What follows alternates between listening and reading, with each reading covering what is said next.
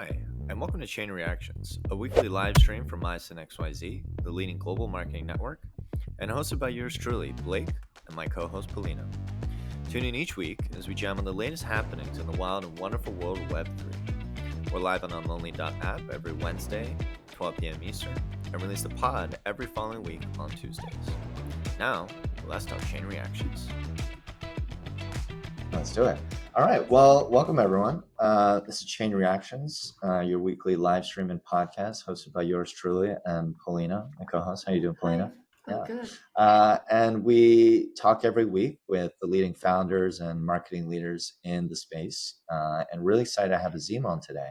Talk all about Miden and all the cool stuff they're cooking up, whether it's ZKs and So we'll be talking about edging today. So let's get into it. But I guess to kick things off, Azeem, we'd love to have you kind of introduce yourself, let the folks know, I always love to start with, what was your journey, right? I think you have a pretty impressive and prolific background. So how'd you get into all this? How'd you get to this point? And then we can dive in. Pleasure to be here with you guys. For any of the listeners, if I seem a little low energy, it's not because my co-hosts here aren't amazing, but it's because my whoop told me that I only slept for an hour and 19 minutes last night. And so it's that. I don't know exactly what happened, but I am one of the co-founders of Miden. Miden is a new ZK blockchain that's focusing on being a canvas for builders looking to build a private, scalable, and compliant application on top of blockchains. We've sort of reimagined what it is that blockchains work like. Mentioning edging, basically we're separating in terms of reimagining how it works is using client-side compute. So instead of creating a transaction and then sending it to the network to do the computation, the way that Miden does it is that we are able to do that computation on your local device. So think your computer or your smartphone. And you generate a ZK proof, and then you send that ZK proof to the network. And because of that, things are able to be compliant, where you're able to add in like notes in that, this transaction will not go through unless you have met, MiCA guidelines and are not on an OFAC sanction list. It's more scalable because of just how much smaller the files are that you're sending to the blockchain. And the more people that join the network, the more that you're actually able to have like scalability on it from the side. And then the privacy angles also, you're able to like keep the sensitive data local to your phone as opposed to having to send it out to like this public ledger. And we recently raised a $25 million seed round. A16Z, 1KX, and HackVC were our co-leads. We had an amazing list of angels as well. We were extremely fortunate, especially because the fundraising environment right now is not actually like a very good one. I give all credit though to my co-founder, Bobbin, who is just like a brilliant savant-like character. He did early ZK work at the EF before even the Starkware folks. He led the ZK team at Facebook for years. I refuse to call it Meta. And then after that disbanded, he went on to become a co-founder of Polygon. And he was at Polygon from end of 2021 to when we did the spin out. And so, and then my other co-founder, Dominic, was at Raiden. He spent time at Consensus, and he's been working with Bobbin on this for quite some time, and just like deeply ecosystem and product focused. And they led a lot of the initial fundraise. Like I came on late for it. Going backwards though, I got into crypto in like 2012, 2013. I just like was sitting on Twitter. I was applying to medical schools in 2012, and I was working in a biotech company, and I was working on a startup part-time, and I was just like, on Twitter a lot, and I started reading about like sort of the philosophy of money and the idea of decentralized money versus centralized money. And at the time, there was only really Bitcoin. And I started writing for the Huffington Post that year. And at the end of 2013, the New York City Bitcoin Center was opening here in the financial district in New York. And I went to an event that they hosted, and I ended up doing an article about it. And it was fascinating. It was back when people were drunk and screaming, buying Bitcoins from each other using QR codes, back when Bitcoin was, I think it was like $500 or $600 at the time. So very, very long time ago. And then not long after, in early 2014, it was like February, I tried launching something called Kardashian, and I Nice. got like a ton of media on it. I had no idea what I was doing. I'm non-technical, Right. You're just but fucking like, around. That's how yeah, it I was just starts. fucking, exactly. I was just fucking around, and I was just like, at the time, something called Kanye West had been out. There was Mm, using like a South Park reference to Kanye West as like a joke, and right. it made him really angry. And so I was like, what better way to sort of piggyback on the media than like Kim Kardashian and Kim Coin? Mm. And after I had the Newsweek cover what we were doing, I got a cease and desist from the Kardashian family. I did not continue with that project because I could not like compete with their lawyers. But it was like sort of my like ascent into Web3. In 2017 when ICOs were going on, I was, in a bunch of Slacks and Telegrams and buying and selling ICOs and involved there. In 2019, I tried raising money for a crypto gaming company. I was Mm. unsuccessful. It was a little too early. All the biggest investors said that crypto and gaming don't go together, that I had to pick one or the other, and ended In up hindsight, in maybe they were right. Yeah. Who knows? so far, Depends. I do So still, far. I would say I still do believe like we're years out from it, but I do think that Yeah. it's like if you are a gamer for the most part, I think crypto makes the most sense. Just Yeah. because like I'm a Halo, Call of Duty, and then aging myself like Yes. GoldenEye player, Yeah. and What's your anyone favorite who's Call of Duty, real quick? oh man, Modern Warfare, I'd say like Yeah. Black, Classic. yeah, Yeah. yeah, the classic. I know. It's just like having played them and buying loot boxes and buying COD Yes. points and like like you're buying cryptocurrency and then you're paying for skins, which are just digital assets, Yep. and you're just doing it all on a centralized server where you don't actually have ownership of anything. And so like I think crypto does still make sense with gaming. I was saying it in 2019. I still am. I don't. I think it's like many years away. I don't think It it's just takes happening in. time. That's Yeah. it. It takes I time. think 10 years from now, it'll just be a thing, but like not next year by any means. In 2021, I had a startup that was like a crowdfunding platform built on Ethereum for artists and creators. Raised some money, built a product, launched a token. Signed terrible investor agreements, had no idea what I was doing, and stepped away from that project towards the end of 2021. Joined Gitcoin DAO, which was a great experience in Mm. 2022. Was there for about 2 years, got to do a bunch of amazing things, including like a big deal with UNICEF, a big deal with Shell Mm. Oil, big deal with the American Cancer Society. Uh, After that, I was the co-founder of an EVML2 incubated by a large exchange named Mm. BitGet. There were some reasons that we won't get into today, but ended up stepping away from that project. And yes, I tried TLDRing it, but like it's been too many years. Like I'm old, and so No, we like uh, that. There's nothing yeah, wrong. I mean, I always love to, because I always think like following people's paths, you just start to recognize that, I don't know, it's each thing leads to the next thing, and it's just never yes, guaranteed where you're going to end up, you know? yes. It has been absolutely a non-linear route to getting here, and so yeah, it's been interesting dating back to like when I was buying Bitcoin for $100 and then I'd sell it at 500, and I thought I was like a genius, right? Like Right. I'm 5xing and 10xing my money. I was like I'm brilliant, and I'd go spend it on sneakers, right? Had I just held on to all that, I probably wouldn't be working today. Yeah. But like that's a different story. Hindsight's 2020, man. Yeah. Always. But that's the lesson, is never sell your Bitcoin. That's it. So if you're listening, yeah. Honestly, at this point, it really and truly is the lesson. It's just like, just Yeah. buy Bitcoin and hold it.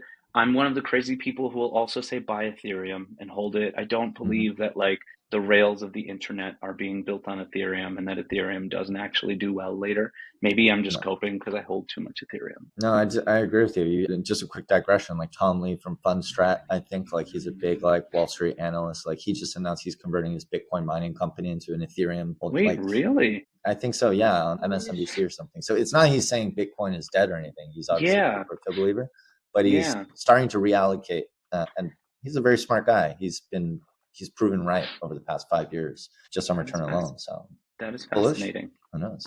Yeah, we shall see. I hope he's right for my bags. Fingers crossed. Yeah. So coming back to the story, like how did it get to Miden? Like when did you meet the Yeah. first? So I met the Miden team back in January of this year, and I'd already sort of been exploring what I wanted to do next. I had sort of made the decision that I would be leaving North, and had been chatting with a bunch of teams, to be entirely honest with you, because I've been fortunate to be in this space for a long time. I know the capital allocators, I know the exchanges, I know the high net worth individuals, the protocols. Like uh, Gitcoin was very good for me in that like my network is as expansive as like essentially possible, and was considering what it looked like to decide what I wanted to do next. And some of the VCs and some of the angels for Miden reached out entirely separately and were just like, Azeem, I know you're looking to figure out what you want to do next. There's this amazing team that, we're investing in, and I would love to have you chat with them. And so, at the time, there were a team of 17 people, and no one on the team was non-technical.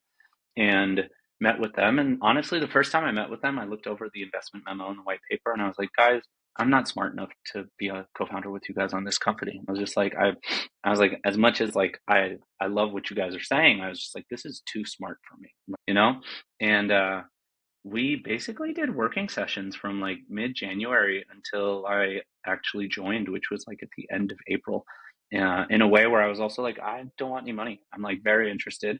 I want to give you guys my ideas. I want you to see like sort of what's it like to work together? What's it like to disagree? What's it like to like have a working relationship in a way that's not transactional, right? Like, I could say like, hey, let's do a consulting fee or something like that. But like, I don't want to do that. I'd much rather see what it's like to work more closely with you guys and building out this sort of multifaceted approach, right? Because it was thinking through narrative, ecosystem, branding, community, PR, social media. Like there's so many things to do. And then, very importantly, like the token launch. One of the things that I've been fortunate with has been, because I've particularly navigated like the APAC side of crypto, is knowing a lot of the exchanges, knowing the right people at the exchanges, sort of understanding how that works, knowing the market makers, having chatted with the liquid funds. Like there's so much dark arts that go into launching a token. So there was a lot of discussion around that as well. And it was more so, what does it look like to come in as a co-founder who would be able to help lead all of these non-technical initiatives, like where, I'm not going to come in and have any opinions on, the way that we go about doing client side compute, but I will have definitely a lot of opinions on how I think that we might most effectively be able to build out an ecosystem strategy. And even here, I was a couple minutes late for us to do this because I was chatting with one of I think they count as a top 15 or top 10 AUM asset manager in the world, and having a discussion around what does it look like to collaboratively build something on Miden together based on sort of the needs of said financial institution if they were given a canvas. Because to date, like they're given public ledgers as blockchains, and that doesn't work for a lot of them. It's just like they can't build on a public ledger. But privacy is a dirty word because it's not compliant. And so I've been having these conversations with all these financial institutions, which I started building relationships dating back to the end of 2022 when I did that big UNICEF deal at Gitcoin. And even now, I consult with the UNICEF crypto fund. Yes, UNICEF has a crypto fund. They've had one since 2017. But, over time, I've just been building relationships with people in nonprofits, for-profits, NGOs, because I've done a lot of things that have just like created that network. And now it's been like having these conversations. So for things like that, I was like, look, Bob and Dominic, like I will definitely have strong opinions on how I would want to go about building out that thesis in terms of how we'd approach it. And so, yeah, that's honestly how it came together. Like very honestly, it was extremely organic. When I announced leaving Morph, I had not decided yet that I would be joining Miden. And if anything, one of my worries was actually, and I chatted with them about this, was like, I don't want to be in a position where I feel like I took the first thing I had a conversation with. Like, am I taking the easy way out by doing this? And so I do want to chat with other teams. And I had a lot of conversations with teams where extremely high comp for base pay, extremely high token, like interesting projects. And I just sort of kept finding that there was something about this team, particularly to me. I think it's just like, it's a very big idea. Like, I was saying Bobbin was at Facebook before. Aptos and Sui both came out of Facebook. And so, already large companies, but if what we're doing is right, I honestly think that, we have the potential to be a next cycle Solana. So it's like a huge, huge opportunity. And like the team is just so humble and hardworking, which like is hard to find in crypto. I've sort of attributed it a little bit to Bobbin is, hopefully they don't get mad at me for saying this, but Bobbin's in his like early to mid 40s.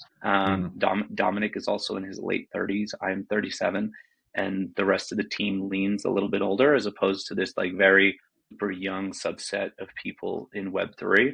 And so maybe it's like a mindset thing that comes with age, but just they're super humble, super hardworking. Each conversation I had that was honestly excellent with other teams only sort of further reinforced that Miden felt like it would be the right opportunity. I love that. And this is really interesting because I guess what I'm thinking about is you're talking about being the non-technical co-founder and helping them think through everything from talking to institutions, nonprofits, financial, building out eco. We'd love to better understand. So I think we kind of touched on some of the technical stuff, but frankly, this is more of a marketing pod, right? And so we'll still touch on it. But I'm also kind of curious about like how are you thinking about, as far as you can reveal, like ecosystem, the focus, basically like private. I'm on the same page, right? It's kind of weird because something I've talked about quite a bit over the past couple of years is like when people come up with new payment wallet type apps. Cool, but frankly speaking, there's a reason I sold my bank account, because I don't like the idea that I'll 100%. Send someone some USDC and they're like, well, let me go look at his wallet. That's never going to scale. Yeah, I'm just curious, like, how are you thinking about ecosystem growth? Who you guys want to target? What is the focus? What is the positioning? Obviously, the technical side is one side, but yeah. For sure. So the way we see it is like there's going to be a lot of opportunity in terms of what this kind of a blockchain can offer. And so longer term, like medical records can be on here because you can store very sensitive data in a way that can reveal only what needs to be revealed, and at the same time still be able to keep everything in a very like secure manner. Supply chain logistics, we've already been chatting with some of the Fortune 50 companies about what it looked like to be able to do that. But I think that like the most easy to understand use case in crypto still ends up being financial use cases, right? And so we've been looking at, in these earlier stages, is chatting with market makers, with trading desks, with liquid funds, with folks doing treasury management, folks doing payments, and saying like, what would it look like to you to do sort of private asset management, private OTC, dark pools, which is just like a made up word to be able to say that you want your trading to be private as opposed to like public. What does private treasury management look like for you? What about private payments? Being able to build like a compliant Tornado Cash in a way where you're able to do a mixer. What does privacy as a service look like? One of the things we've sort of been throwing around internally and been having some chats with folks, though we haven't locked it in, is, for a lot of these chains where everything is still public, what does it look like to say like you bridge into Miden and do all of these things, and then you can like bridge back out in a way that allows you to have like a shield of privacy. And like that means like all of the chains, right, that are public. So in the short to medium term has sort of been, what are those kinds of things? And we have some of them being built. Like some of the ones I mentioned, we're chatting with builders that are pioneers building a compliant Tornado Cash or doing dark pools or looking at private OTC, private payments. We have some like great builders that we're already in talks with.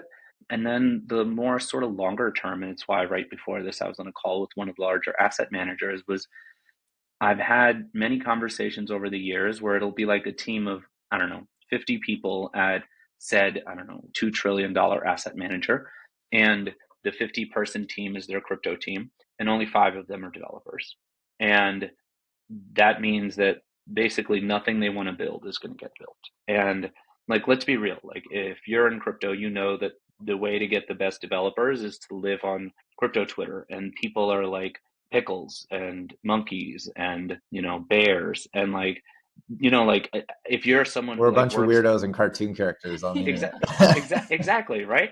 But like the reality of that is like we understand that, we just sort of accept it, right? Like you deal with anons, pseudo anons, like people who like, Blake, I had no idea what you looked like, Paulina either, right? Like we got on the call and I was like, oh, nice, right? Is that these large companies, it's going to be hard for them to figure out how to onboard talent, and their approach of just like wait for something to be successful enough to do M&A while like it's working, it's actually so competitive that it's actually like not necessarily the best thing. And what I've chatted with a lot of them about is, they'll go to hackathons or they'll chat with teams who are like, we built this like shiny new toy.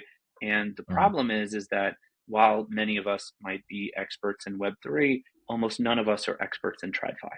And so our understanding of the things that folks on the TradFi side actually need is usually, from what I've found, like pretty close to zero. And, it's just like, Okay. so we're saying like institutional capital is coming and this and Right. that. And then you sit down with them and you're like, hey, like, what are the nuances of the difficulties that actually make this hard? Like when I did the deal with UNICEF, it was, yes, we'll do this deal with UNICEF. It took me 9 months to close that deal. Yeah. And the amount of red tape that was involved for things that I would have never thought of. Same thing with Shell. We had conversations with Shell at Gitcoin when we were closing $500,000 to distribute to Web3 climate grantees, where they had 13 attorneys on the call. So these are like 13 separate attorneys, each specialized in like some facet of things that I don't understand, all being paid 4 figures an hour.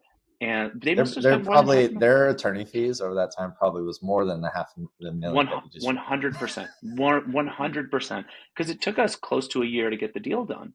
And so like, but with each of those calls, like dating back to years ago, I started to learn like our conception of what we think folks on the other side want are usually terrible in what we think. Yeah. And so it's more so like I've been reaching out and just like, what are the things that you actually need if we gave you a blockchain that could do X, Y, and Z?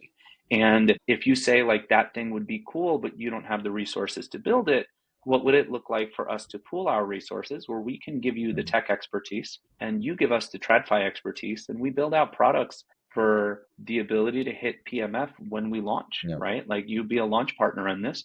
And it also eliminates this idea of, Morph, when I was working on it, we're a consumer focused blockchain. And one thing I found focusing on consumer is that for the most part, UI UX is just not there. There's a variety of reasons that crypto has a bad name. And so doing B2C is extremely hard unless you're just trying to build more unregulated gambling opportunities that allow people to get excited about 1,000x or 100x.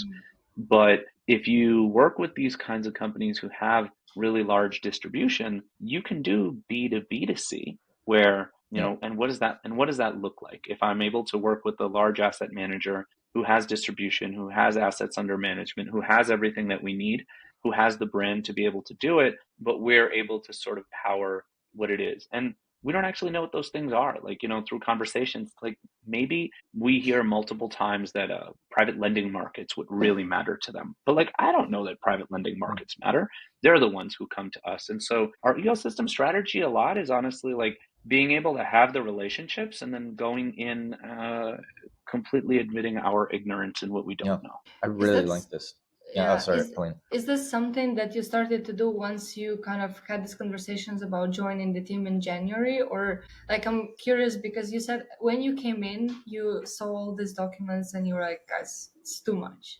And now you have this, like very sounding positioning as the edge. And so I wonder, how did you come to this? Like, what was your sort of, game plan as you started to actually bring this idea and very complicated product? Yeah, honestly, it was being able to understand the degree to which I could, where I looked at it from a bigger picture and I said, wait, if you can offer privacy and compliance at the same time and still offer scale where it like can work fast, who are the potential end users here? And then having done the consumer side of things, I knew how difficult that was with Morph. And also having had the relationships, I think one of the things that also in Web3 we take for granted because we just like sort of build in public and it's super easy to get to meet people. And it's like, Vitalik is always just walking around at every conference and he's like the founder of Ethereum, has no security, but like you can't do that with like, the CEOs of Fortune 500 companies and things like that.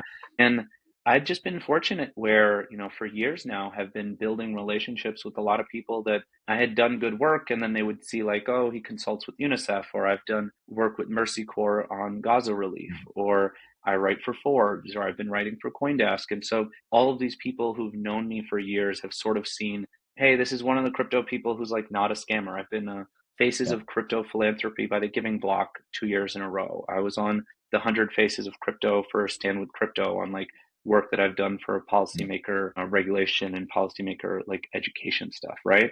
And so a lot of it was as I sat and I chatted with the team, and it was why these working sessions that I was talking about, like for months on a weekly basis, we were doing like 1 to 2 hours. And outside of that, I was sitting and giving it thought. I was doing research. I was thinking through it. And I was like, how would I go about approaching this to be able to create success? And so when I did finally join, it was like, oh, I have a bunch of people that I already want to message. And it's not like a cold pitch. It's more so like, Yeah. hey, Amy, it would be worth catching up sometime. Like I'm working on something new, and I think it'd be really cool to run what I'm doing by you to see what your thoughts are. And so that's a lot of what has been like, it's not like as much of a cold start problem as most people would have. I haven't had to really do any cold reach outs. And even, where I'm like, oh, I want to get in touch with, for instance, like there's one company called Canton Network. They announced a $135 million raise last week, like Goldman and Citadel and others were like some of the investors. And it's like, I don't have to cold reach out to them. I've like been chatting with folks who are going to introduce me. Like I'm not chatting with Canton yet. They're on my like wish list, but I can get a warm introduction through people I'm already talking to. And so I think that, we'll sort of see. There's no like MOUs or LOIs in place just yet. But, we announced like a successful seed, but like to be able to go to Series A, it's been, what are some of the things that we're going to need? And I believe that like being able to get some sort of like, memorandum of understanding or letter of intent from them will definitely be it. And I do think we're on our way towards being able to help get that too. Yeah, and these B2B things, right? I mean, these enterprise deals take, as you said, if not months, years sometimes to take. Yep. But what I really love about your approach, I think it's kind of going back to what we said at the beginning of this call, which I think it's like everything builds on itself, and your journey, while not a straight line, when you look back at it, you're like, oh, actually, this all comes in handy now. Yeah. Right. Absolutely. And I think especially in the world of blockchains, like, I don't think this is too hot a take. I don't think it's a hot take at all, honestly. But I think it's like, as you've noted, there are definitely some shortcomings in the industry of, very technical folks who don't think about how are you going to get people to actually use this. And as you said, we're very much in a bubble. So the fact that you're able to actually go to these institutions, listen to them, I'm sure, as you said, it's like night and day, right? Because everyone's trying to target institutions, but if you have the relationships, it makes it a lot easier. So yeah, kudos to you on that one. Thank you. What were you saying, Paulina? What were you saying, Paulina? I wanted to say, like, the moral of the story here is be early and build in public to build your credibility through time is something that pays off in the future. It's something I've always been a really big fan of. Even now, like, I posted something where I've been really intentional about how we're going to do merch. I think one of the things that I've seen in crypto for years now is everyone just prints like 500 t-shirts. They're very low quality. There's nothing special about them. They get shipped to the conference. Everyone gives them away. To be polite, you sort of like take things at the booth and then you either throw them away before you get home, or like they sort of just become like cleaning rags at the house. Like, and that's one of the things. Or giving to your family members, and you get your mom walking around New York with like wearing a Polygon t-shirt. Yes, right.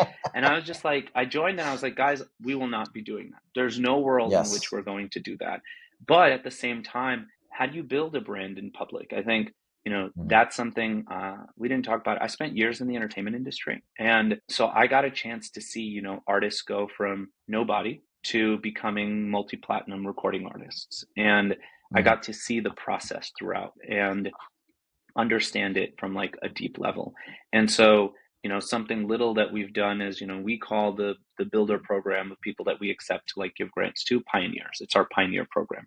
Like imagery for the pioneer program is like, we've been using like versions of explorers. So there's like sailors, there's astronauts. We've been finding the astronauts been the one that like has really been working. And we've even found like on a messaging perspective, like astronauts traverse the unknown. They go to the edge of the earth to like play on the edge blockchain, right? And the edge of the universe kind of thing. And so the idea of like, what do we do that could be cool was I was like, let's get, a Hydro Flask water bottle done, not like just some like random garbage. And we ended up putting the astronaut on it. And like, I like ordered the sample yesterday, or a designer made it, ordered the sample. And I was so excited that I was just like, let me actually like post this on Twitter of like, and explaining it is like, the problem is people in Web3, they don't realize like brands are something that like you can't touch, but you can feel them. Yes. And, like they're intangible, but you really can feel them. If you think about the brands that actually matter to you, and that brand could mean your favorite singer, it could mean your favorite actor, it could mean like there's so many things. Like it doesn't just have to mean like a physical good. And I did a post about it where I was like, like here's a photo of a water bottle, but there's so much more than just a water bottle. And even how we're going about it, like this is not a cheap water bottle. I'm not going to make 500 of these. These are going to be specifically just for the team, and then maybe like specific angels or VCs or people who've been very helpful. And I want it to be something you get it and you're like, wait, this is super cool. I don't want to throw this away. I want to use this all the time. And then it actually becomes something that can be branding. And we use the idea of scarcity and we use the idea of exclusivity, but it does mean more upfront cost. It means thinking through what we want it to be. It means time in terms of ordering samples. Like, we've brought up, I'm a non-technical co-founder. I haven't found it yet. I'm trying to figure out where I can go to get a very nice crew neck done. And I want embossed stitching in script that says non-technical co-founder. I want to go to conferences and just have non-technical co-founder across my chest, right? But it's like, and I think that would just like be like fun, sort of cutesy, make people laugh. It would be memorable and like make it Miden merch. And so like when it comes to like how you go about building this, I think like people don't get it. I did a talk I know ETCC is happening now, but it was ETCC last year. I gave a talk about how Taylor Swift understands community more than anyone I've ever seen, because I went to the Eras tour in June with my wife last year in Liverpool, and I wasn't a Taylor Swift fan before that, and she's a massive fan. We literally flew to a different country to go see Taylor Swift perform.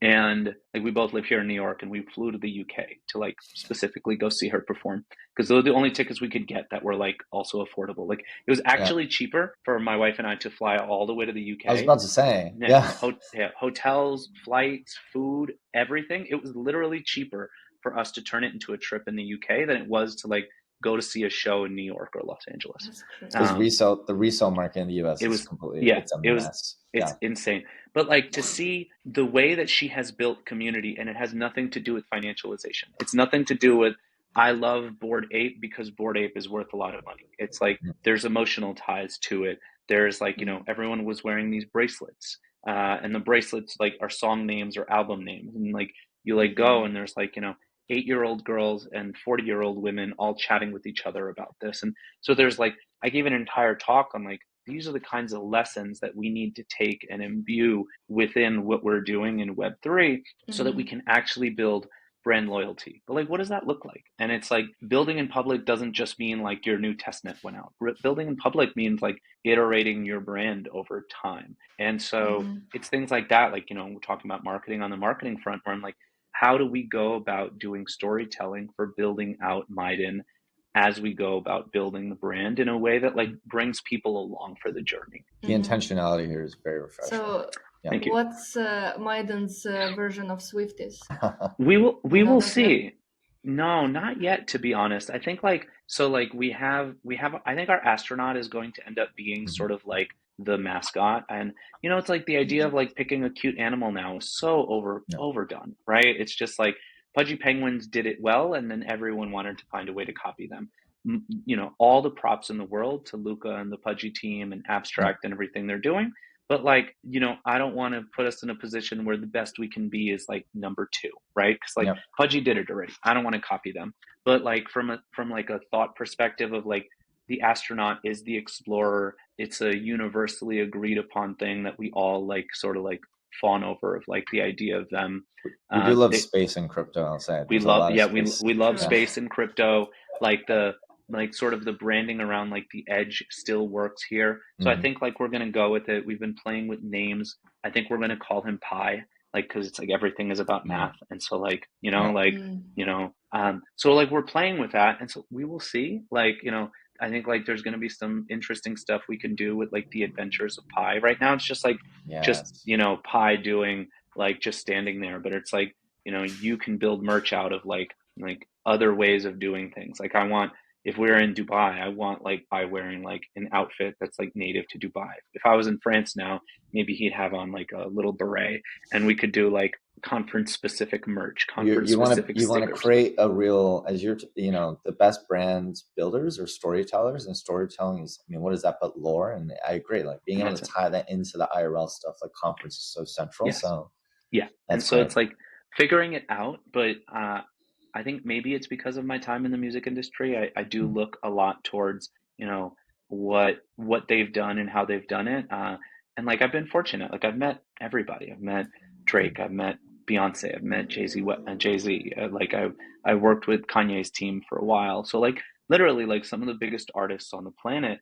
And in that time was also like some of the smaller artists who weren't well known, and then watching their careers progress and knowing their management teams, knowing their agents, and sort of seeing just how deliberate they were in these same ways that we're hoping and looking to do. It's not just like make something super polished, put it out, and then just expect people to like it. Yeah. When might an album? I don't know. I gotta. man, we will see. We will see. We will see. Yeah, we will see.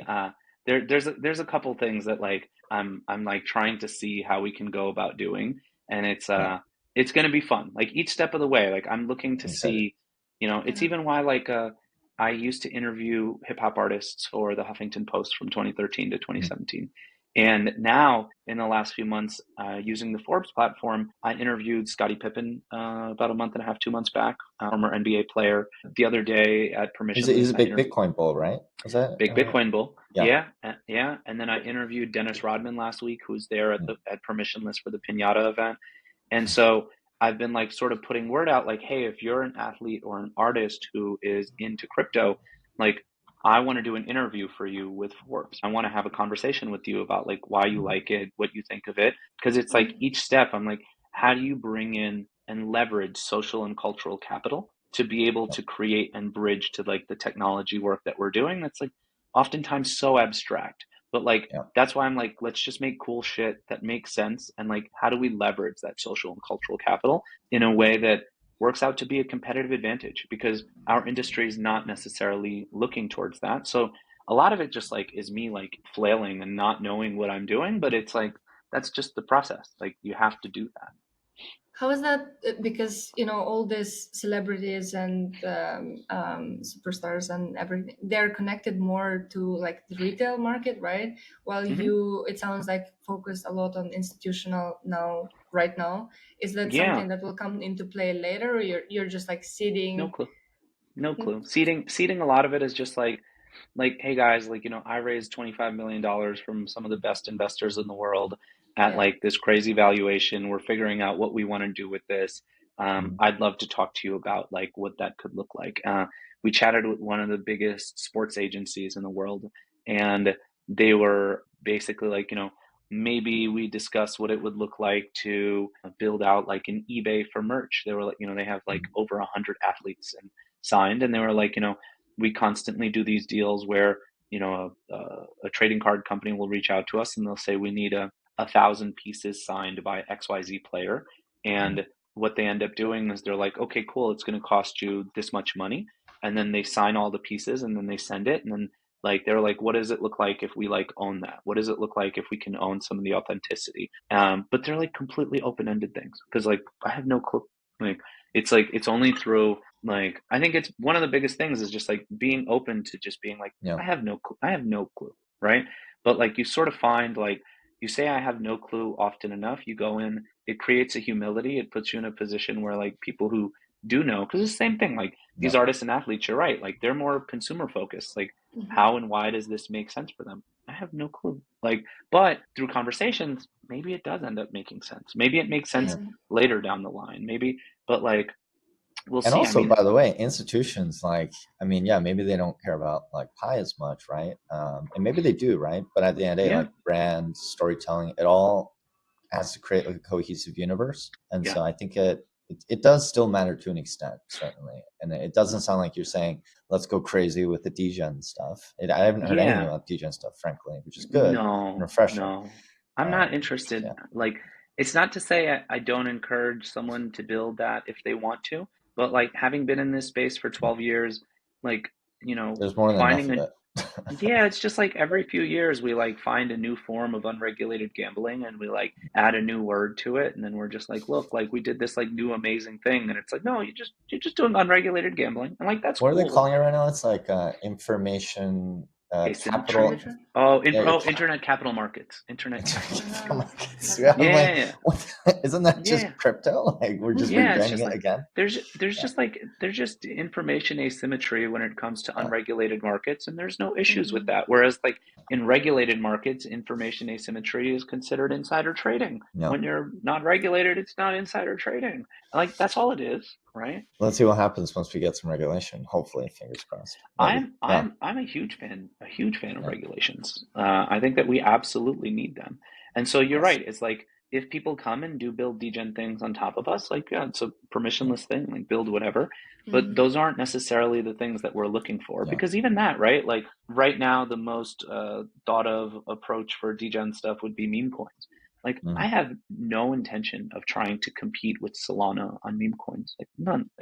Like the same way we were saying I don't want to compete with, Pudgy on like cute animals. Like Solana won meme coins. Like why would you go to any other network to do meme coins? And so like it doesn't make any sense to me. Yeah, it's only if you want to piggyback on something, but then you will not be the first You can't be the mover. Like leader. what you Yeah, want. Yeah, exactly. You want to yeah, create your exactly. own category, but you can't do that without keeping an open mind and keeping your Can we opportunity. talk a little bit about Pioneer program and the devs and the builders that you're seeing?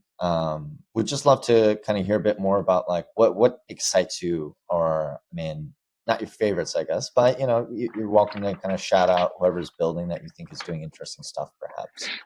Honestly, Yeah. I like at the moment, I'm actually going to be chatting with all of them like later this week and next Mm, week. So like, we have one that's Arcane Finance, and they're building like a compliant Tornado Cash, which I think is a right. fascinating thing to be doing.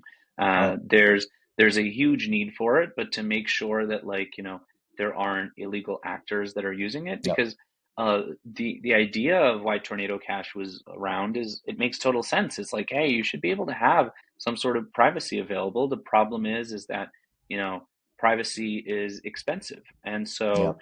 because of that, the people that end up using it aren't the people who have $300. They're the people who like are trying to do other things. And Yep. unfortunately, like, unsavory actors ended up using Tornado Cash. And like, even though I do, by the way, will say like, I don't think it makes any sense. Code is not supposed to Yep. be something like, it's a First Amendment thing in terms of speech. And like Roman Yep. should not be facing the issues that he is, but like he is facing issues with the law for building open source tech that was used by someone. But what does it look like to build a compliant version of Tornado Cash? Yep. Chatting with the team, Q3X, which is looking at like being able to do like, and it's not sexy, but it's like private payments.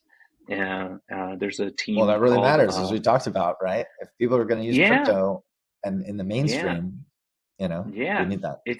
It's exactly that. And so, there's another team called what is it, Linum, and they're doing dark pools. And it's like that's been one of the Mm, things we found, like where like people really do just want to be able to trade in a private manner without like doing anything illegal. And so they're like some of the builders we've been chatting, and we've been pretty intentional. Where like, you know, we're looking for builders looking to do things on like the private asset management side. yeah. Like, And that's anyone interesting can too, apply. because I come from the venture studio space. You're kind of almost taking like a venture studio Oh, we approach are. Oh, we in a are. sense. 100%. This is, Yeah. yeah, yeah. Because So I've written a you're bunch of, talking to the potential customers, you're getting their insights, saying this is our thesis, this is what we want to build, and you're putting the call out, it sounds like, Mhm. pulling in the devs to build the right things, rather than I think most blockchains and foundations will just be like, builders, come Everyone here. gets And you're like, 50K. which Yeah. builders? It's Everyone crazy. gets 50K. Hopefully someone becomes Pump Fund. This goes back to like, when I was at Gitcoin, I oversaw the grants program there. And during Right. my time there, I helped distribute what must have been like $15 million to thousands of Mhm. projects across everything. And it was, Web3 gaming, Web3 social, decentralized Right. science, open source software, Ethereum infrastructure.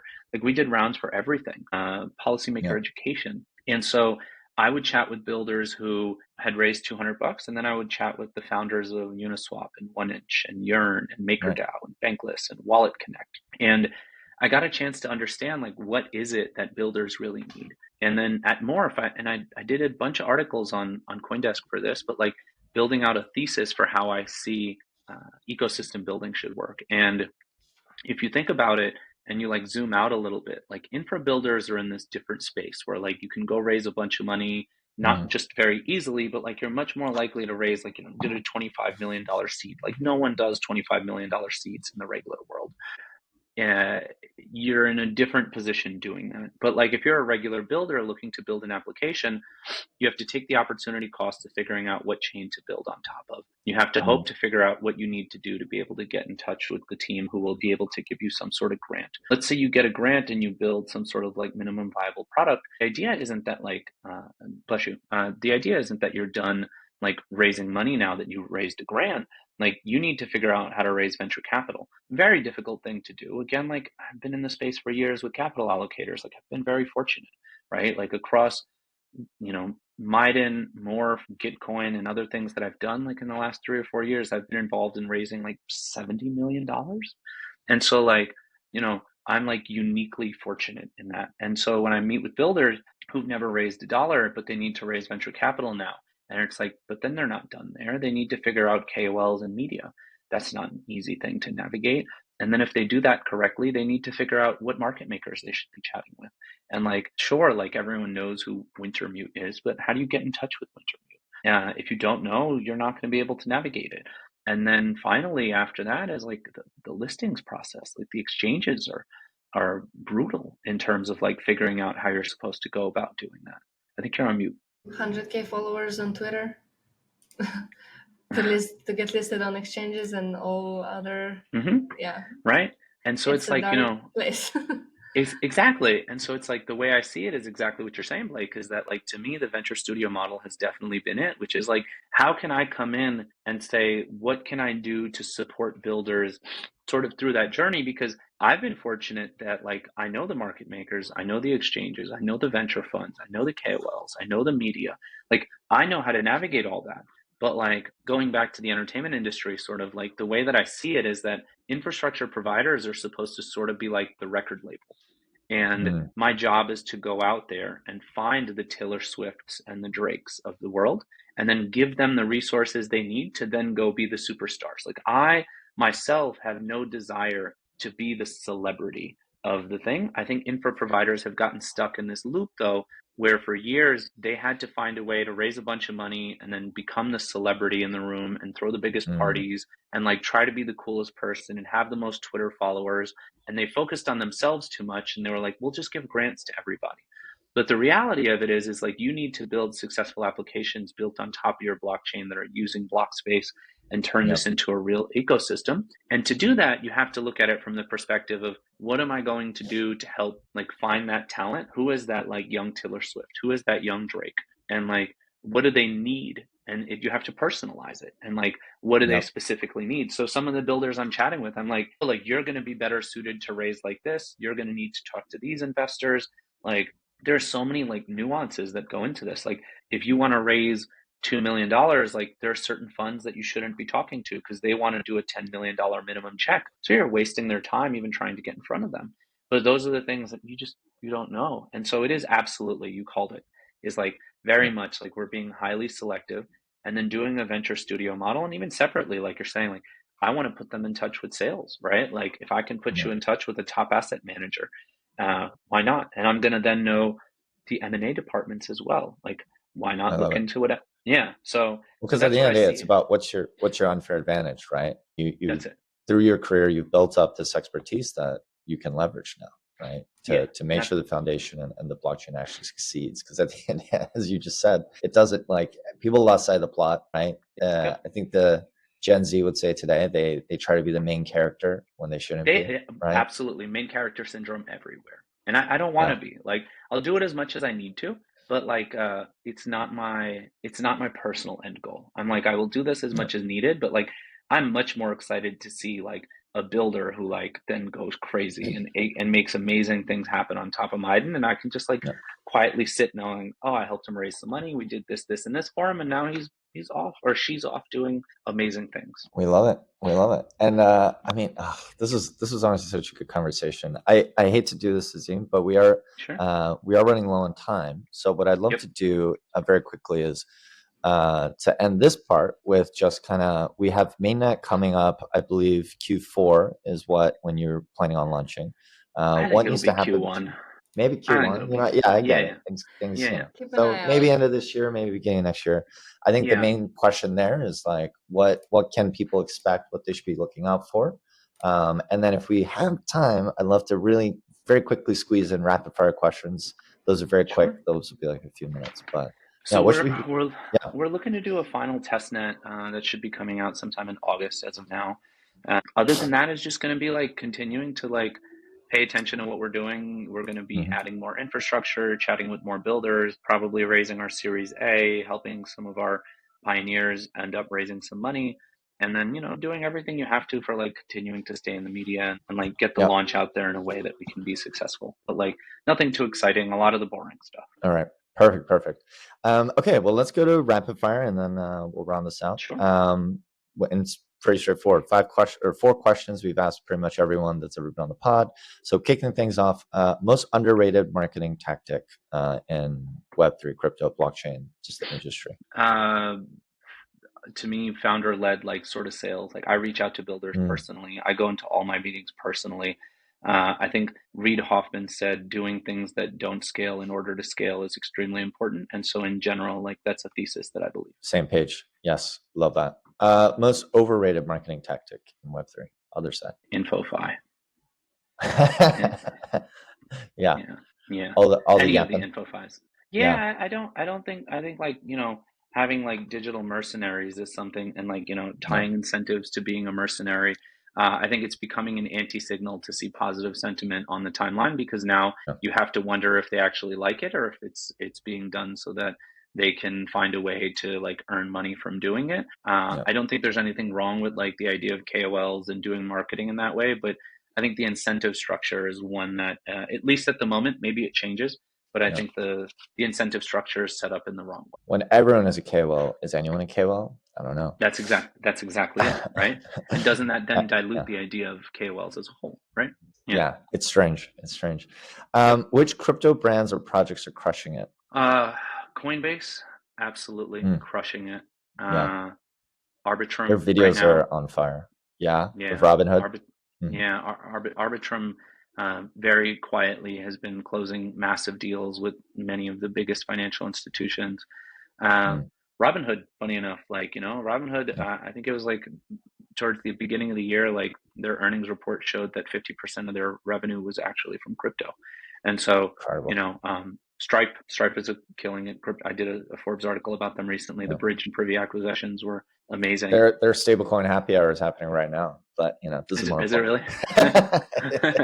Okay. Beautiful. Yeah, great brands all around. And then the last thing, this is actually my favorite one. We've done 3 basically seasons of this in different forms since almost like 23, and we've asked everyone this question, which is looking back at the past year or so, what do you think is your biggest learning as a founder? Ooh, that's a great question. That chasing money is the wrong thing to do. Like chasing autonomy and chasing impact is the right thing to do. And if you do those things right, money will be an interesting secondary after effect that will come. But the more you chase money, the more it will run away from you. Yeah.